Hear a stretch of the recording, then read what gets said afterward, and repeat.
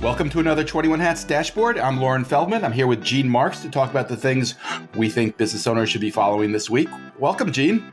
Thank you, Lauren. Looking forward to speaking today. Great to have you here. As usual, you've been writing and talking about stuff that matters to business owners. But once again, you're doing it, as you have for the past month or so, in London. And you've done some actual reporting while you're there, talking to British business owners. And you wrote a really interesting piece about what you've learned. And I'll quote you. You wrote, "I need to stop complaining about how difficult it is to run a small business in the US. It's much harder to run a small business in the UK, particularly now." Tell us about that. So it is. And by the way, come on, I report. I mean, okay, I have some opinion column. Well, no. You report all the time. What I meant by that is you're kind of partially on vacation. Man on the ground. Yeah, and you didn't have to go reporting on stories, on the ground in London while you were there, but you did. Well, call me Edward R. Murrow. Our man in London, exactly. Our man in London. So I've been here for the entire month. I've been staying in West Hampstead. My wife has family here, so that's why we've been working remotely, and we also have a bunch of friends here. So we've been out and about with friends for various things that they're all English people and that work for companies and or have their own businesses, actually. We've talked to others, business owners as well. I've gone to a few restaurants and talked to some of the owners there. And it is amazing when I think about what it's like to run a business in the UK. There's both macro and micro issues, for a business owner here, Lauren. I mean, the macro issues are the economic issues right now. I mean, as much as we complain about our 6.5% inflation rate, whatever it's at, in England, it's like 10.5%, Yep. Interest rates are higher here as well. There is, poll after poll, survey after survey showing that consumers are cutting back their spending. And I actually see it. I mean, I don't, we're definitely post-recovery in London. You walk around post-pandemic. I mean, all the shops and stores are open. It's not like shops are boarded up, but, they just don't seem as busy and crowded as when we're here normally, which is a few times a year we're here. Lots of discount signs that are out there, and half price meals at certain times of the day, that way more than I was expecting to see. Last week there was a big rail strike, so there's been strikes going on all over the place, and that cuts back and makes it harder to get employees to work, and it gets harder to have consumers coming into your business, and then there's like costs of running. I mean, energy costs here are skyrocketing. I mean, everybody I talked to said that their home heating bills have gone up double, and businesses, the business owners I spoke to have also seen the same thing. There's a lot of challenges, macro, in running a business here. It's pretty wild. And then there's Brexit. We won't even talk about that. But if you're a business that buys and sells in Europe, you've got a bunch of new headaches. We highlighted a story about that in the morning report recently. It was about somebody who exports to the European Union, which, of course, the UK is no longer a part of. So the red tape, I believe, has increased dramatically. Is that what you're talking about? 100%. And then it was easier to hire people because because people could move from Europe to England, and so it was a source for. I mean, you go into any coffee shop here, like Cafe Nero or whatever, which are a chain in London, around the country, and it's basically staffed by people from Eastern Europe, But that's all choking up now because they can't get over here, like they could before. So that's a problem. And then if you're running the business, I mean, the mandatory benefits. I mean, the government requires you to provide, vacation to your employees, and 5 weeks of vacation a year. 5 weeks. They require you to provide mandatory paid time off for like maternity leave for moms right now, and unpaid time off for both parents.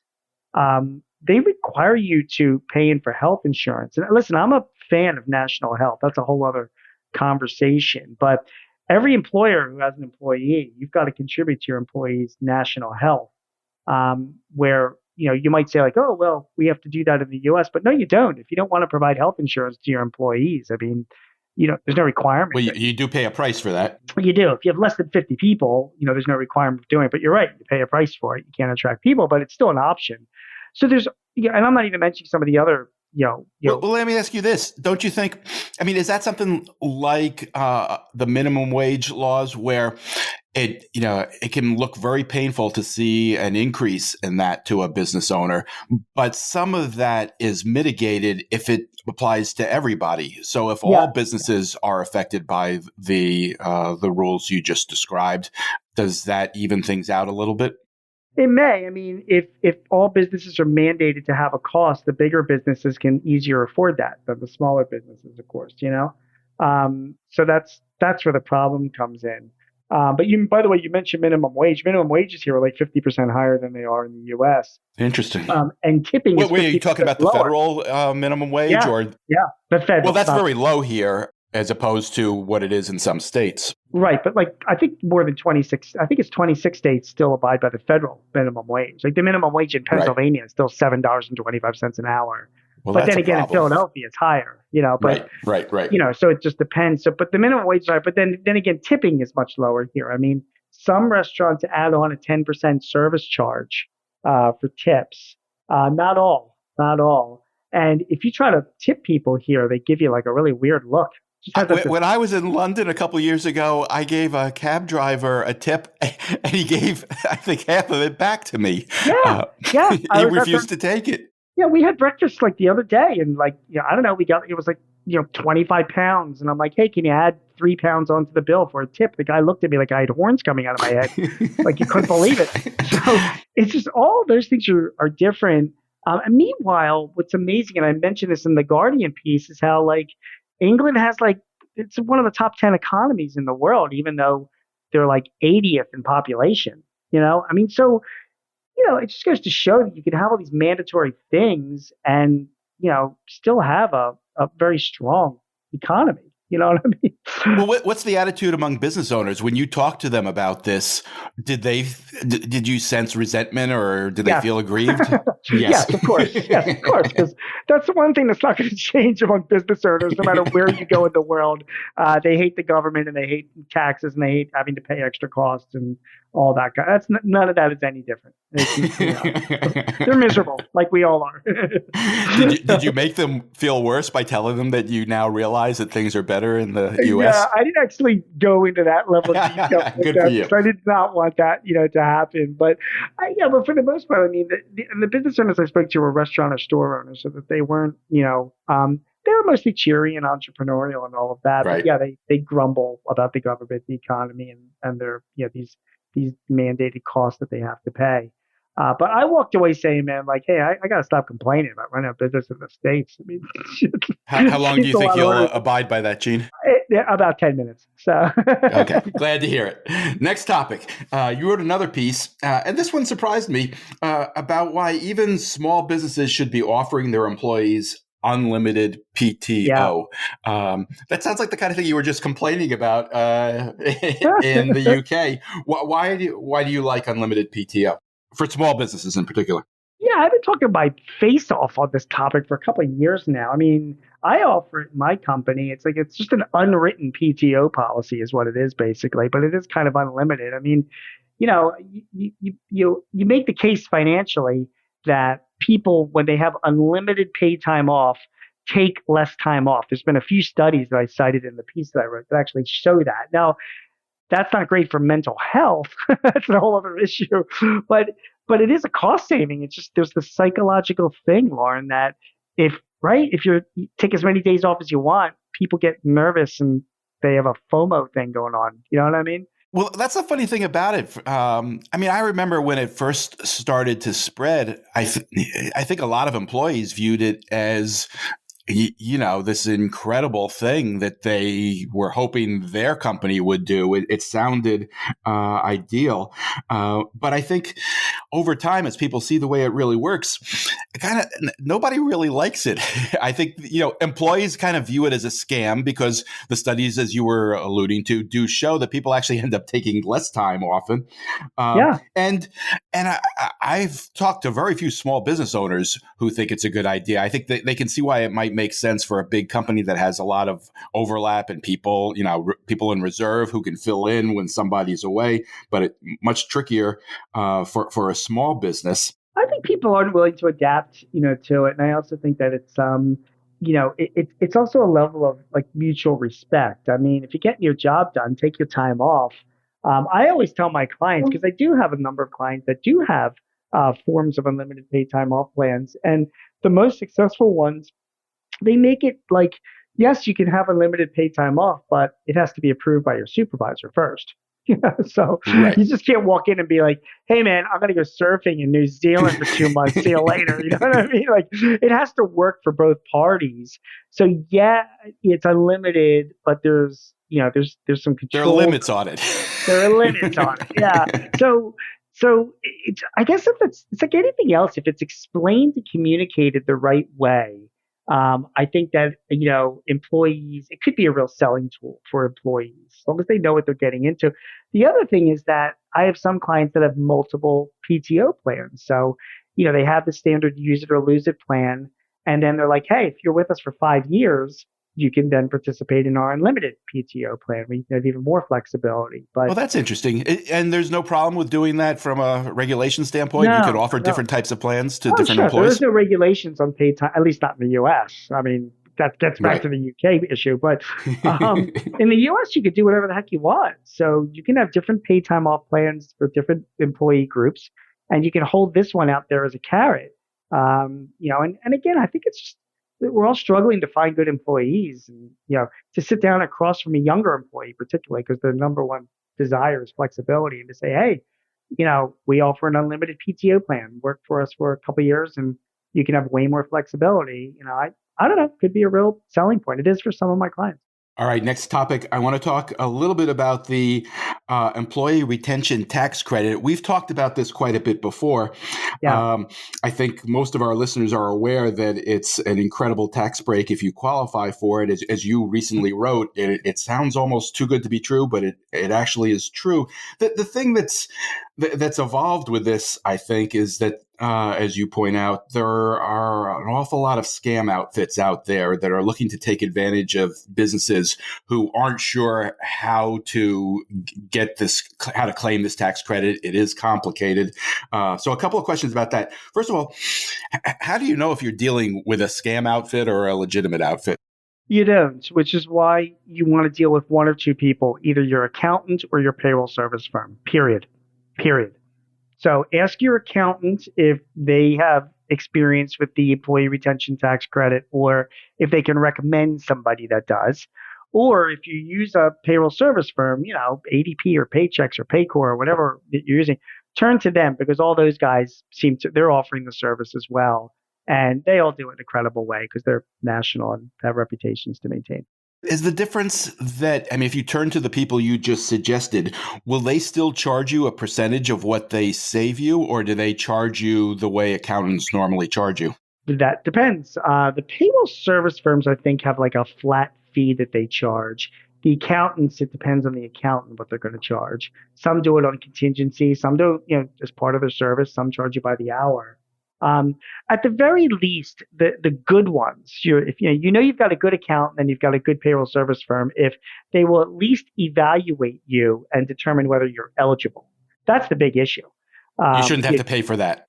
yeah, you shouldn't have to pay for that. And if they say you're not eligible, then you're not eligible because they have every motivation to do the work that you have to get the credit.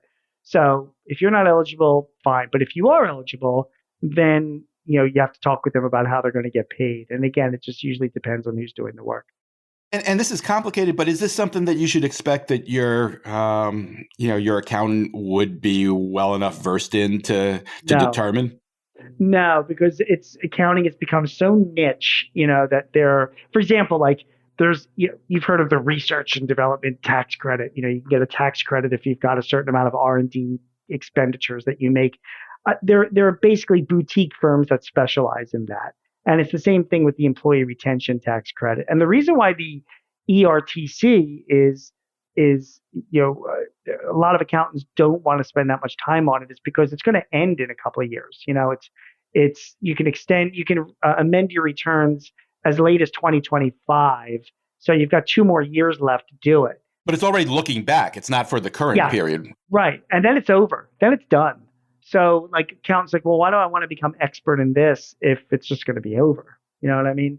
So that's why you might get an accountant. Your accountant might say, "I'm sorry, but we don't really deal with this." That's fine. Then just ask if you can.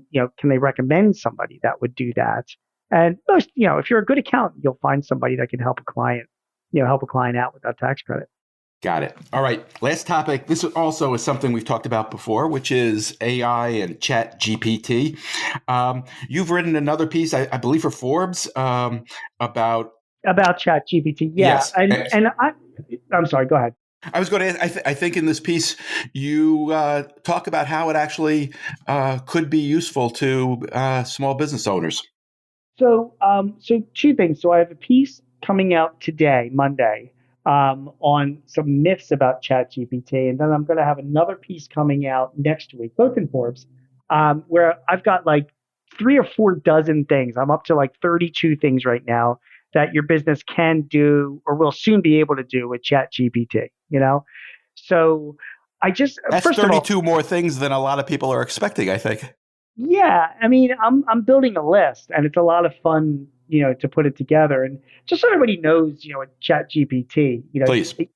you can try it out yourself. I mean, if you just Google ChatGPT and OpenAI, that's the name of the company, the nonprofit that makes it. You can get onto their site and set up a username and play around with it. It's a lot of fun. Well, let me ask you there. Let me stop you Yeah. because I went there and I thought I was going to find like a Google search box where I could No. just immediately plug in my query and it would give me, a college entrance essay or something. Right. It's more complicated than that. How complicated? I stopped at that point because I Oh, just no, didn't. no, no. Well, you have to register and, get a username and password. And then That's once it? you, That's all it yeah, is? that's it. Okay. That's it. And then you get your search box that you're looking for. Gotcha. It's very simple.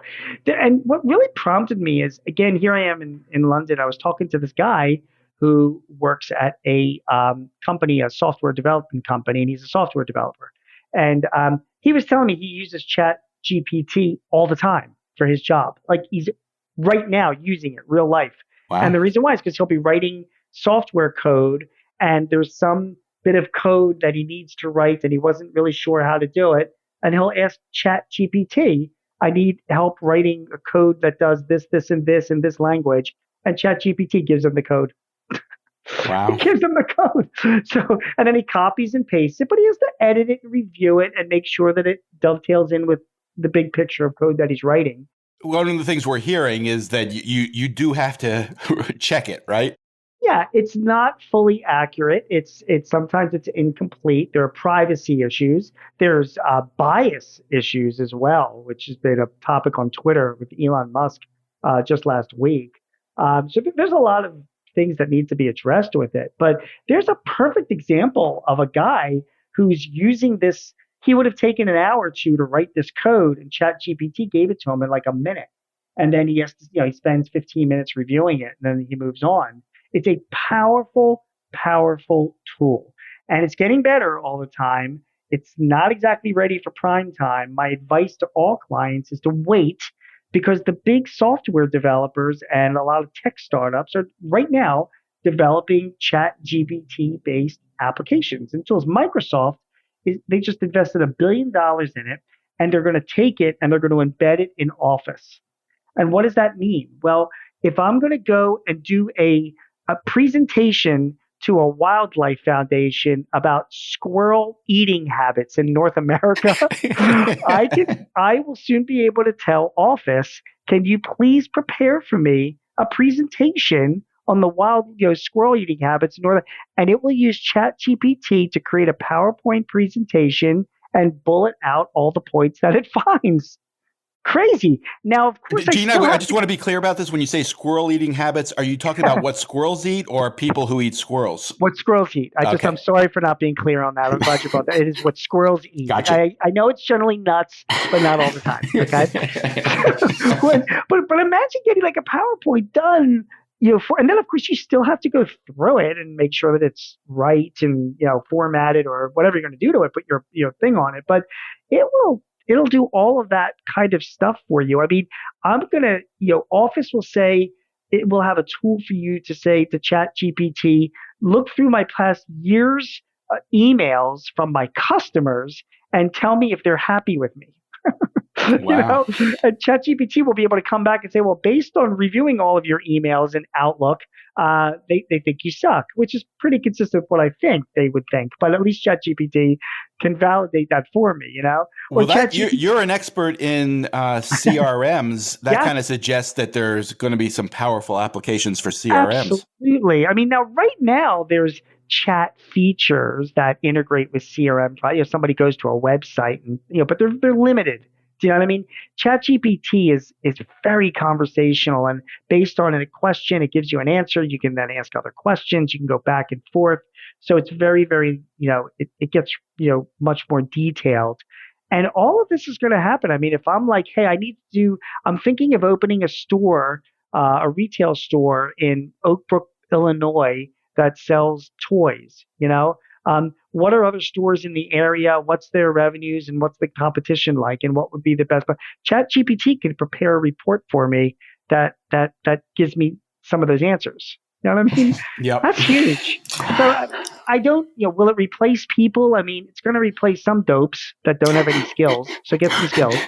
Other than that, it's going to enhance our jobs. It's going to make people better at their jobs because we'll be able to, the shit that we're wasting our time on will be done by this bot, and we can spend our time doing more productive and valuable things.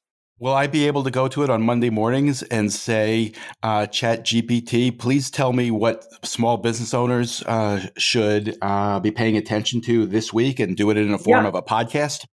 Of course, it won't have the personality and humor that you and I have. Of course, understand. But no, when you do your newsletter, it might help you with a roundup of interesting stories this week about small businesses that you can look at. That sounds good. Yeah, you might be like, hey, prepare a newsletter for me on the 3 most interesting stories this week about small business. See what that means that all my readers can do that too. They won't need me. What you'll do, though, is you won't just do the roundup, but you'll put it into your voice with your commentary and make it all yourself. And that's why I would continue to subscribe to 21 Hats for you. On that note, Gene Marks is a CPA who writes weekly on small business for The Guardian, The Hill, The Philadelphia Inquirer, The Washington Times, The Chicago Daily Herald, Forbes, and Entrepreneur. You can also hear him on ABC Radio's Eye on the World with John Batchelor. Gene hosts 2 small business podcasts with Paychex Corporation and The Hartford. Thank you, Gene. Thank you, Lauren. I will see you back in the States. You'll be back stateside soon, right? That's correct. Looking forward to it. Thanks again, Gene. See you soon.